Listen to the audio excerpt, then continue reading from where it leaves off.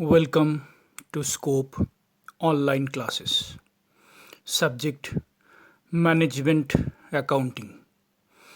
Management accounting दो words हैं, एक मैनेजमेंट दूसरा अकाउंटिंग। मैनेजमेंट मतलब कोई भी बिजनेस, कोई भी ऑर्गेनाइजेशन को सही ढंग से सुचारू रूप से चलाने के लिए जो कॉन्सेप्ट चाहिए, जैसे प्लानिंग, हाउ टू प्लान, किस तरह सही तरीके से प्लानिंग किया जा सके, ऑर्गेनाइजिंग हो सकता है, इस तरह बहुत सारा चीज़ों को एक साथ सम्मिलित करके जो सुचारू रूप से ऑर्गेनाइजेशन या कंपनीज़ को चलाया जाता है ताकि कंपनी अपना गुडविल बनाए सके और ऑर्गेनाइजेशन आगे बढ़ सके, सही प्रॉफिट कर पाए, लॉसेस का सामना ना करना पड़े।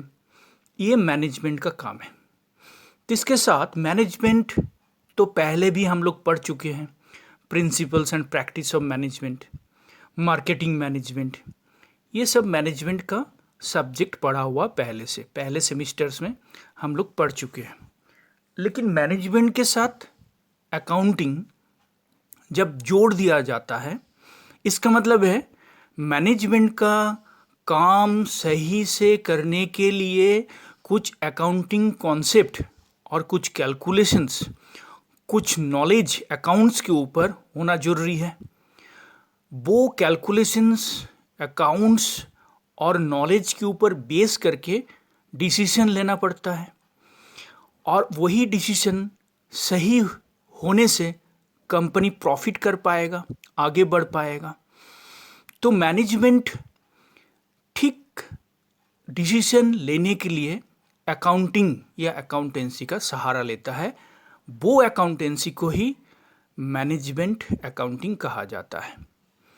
मैनेजमेंट अकाउंटिंग का बहुत सारा चैप्टर्स पहले भी कोई कर चुका है। क्लास 11-12 में रेशियो एनालिसिस है, अकाउंटिंग रेशियो एनालिसिस था, और कैश फ्लो स्टेटमेंट था, फिनेंशियल स्टेटमेंट्स था। तो कोई स्टूडेंट ये सोच सकता है तो मैनेजमेंट का तो बहुत सारा चैप्टर्स मेरे पहले से ही किया हुआ है, जो 11-12 में सीखे थे वो बीकॉम ऑनर्स में आके फिर से सीखना पड़ रहा है। क्या लिखना है मुझे तो पहले से पता है। लेकिन मैनेजमेंट अकाउंटिंग जो 11-12 में हम लोग सीखे थे उसमें डिसीजन मेकिंग नहीं था, सिर्फ कैलकुलेशन, और कैलकुलेशन के बाद डिसीजन मेकिंग, ये दोनों में बहुत अंतर है।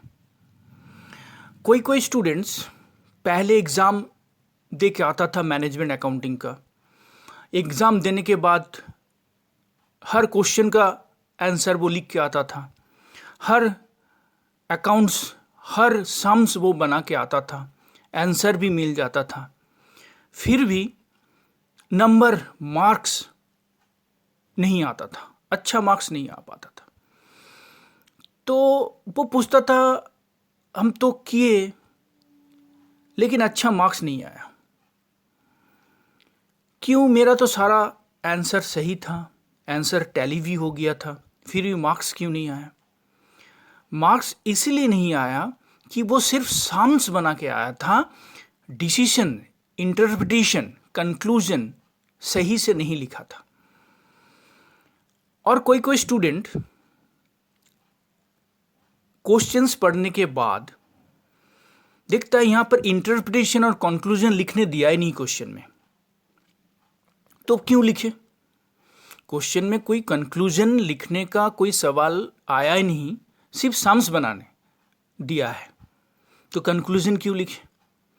लेकिन ये हमेशा याद रखना पड़ता है कि मैनेजमेंट अकाउंटिंग का कोई भी क्वेश्चंस अगर एग्ज़ाम हो या घर में या ट्यूशन या कॉलेज कहीं भी हम लोग कर रहे हैं, तो उसमें अगर कंक्लूजन, इंटरप्रिटेशन क्वेश्चन में ही नहीं लिखने दिया है, नहीं बोला है, नहीं पूछा है, तो भी लिखना पड़ता है, क्योंकि हम सम्स बनाने के लिए सम्स नहीं बना रहे, डिसीजन मेकिंग, डिसीजन लेने के लिए हम लोग सम्स बना रहे हैं। और हर एक सम्स के लिए अलग अलग इंटरप्रिटेशन होगा, एक एक पॉइंट अलग अलग होगा। रेशियो का एक सम, दूसरा सम, तीसरा सम एक जैसा ही बनेगा। करंट रेशियो आया, प्रोप्राइटरशिप रेशियो आया, फिक्स्ड एसेट रेशियो आया, बहुत सारा रेशियो आ सकता है। आंसर किसी में 2, किसी में 2.5, किसी में 3, किसी में 1.2, कुछ भी आंसर आ सकता है। लेकिन आंसर अलग अलग आने से इंटरप्रिटेशन भी अलग अलग ही होगा। उसके लिए कंसेप्ट चाहिए, किस तरह इंटरप्रिटेशन लिखें। 40% मार्क्स तो सिर्फ साम में रहता है और 60% उसमें इंटरप्रिटेशन में रहता है। इंटरप्रिटेशन अगर सही होगा तो जाके मार्क्स मिलेगा, इंटरप्रिटेशन अगर सही नहीं होगा तो मार्क्स नहीं मिलेगा। एक दो लाइन लिख के छोड़ देंगे, सब में एक ही जैसा इंटरप्रिटेशन लिख दिए, कंक्लूजन सेम सेम लिख दिए, कुछ कंक्लूजन याद करके चले गए और जाके वहाँ पर लिख दिए, छाप दिए, तो मार्क्स, अच्छा मार्क्स का उम्मीद रखना बेवकूफ़ी होगी।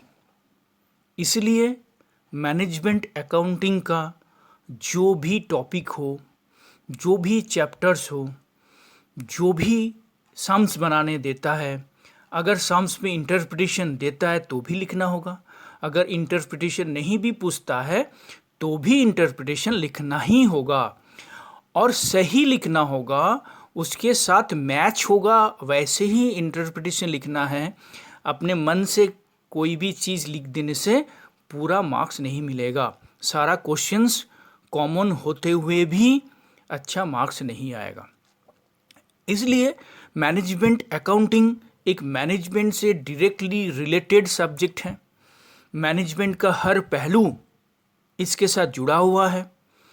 मैनेजमेंट का कोई भी डिसीजन, कैपिटल इन्वेस्टमेंट हो या शेयर इशू हो या डिबेंचर इशू हो, कैपिटल स्ट्रक्चर हो या फंड का आगमन कितना हो रहा है, फंड का आउटफ्लो कितना हो रहा है, कैश का आउटफ्लो कितना हो रहा है, सिचुएशंस सॉल्वेंसी पोजीशन कैसा है, कंपनी का लिक्विडिटी पोजीशन कैसा है, प्रॉफिटेबिलिटी पोजीशन कैसा है, ये जो बजट्स बनाना है, फ्यूचर में प्रोडक्शन कितना करना है, कैश हाथ में कितना रखना है, लोन लेना है कि नहीं लेना है, ऐसे बहुत सारे डिसीजंस मैनेजमेंट अकाउंटिंग के जरिए लिया जाता है।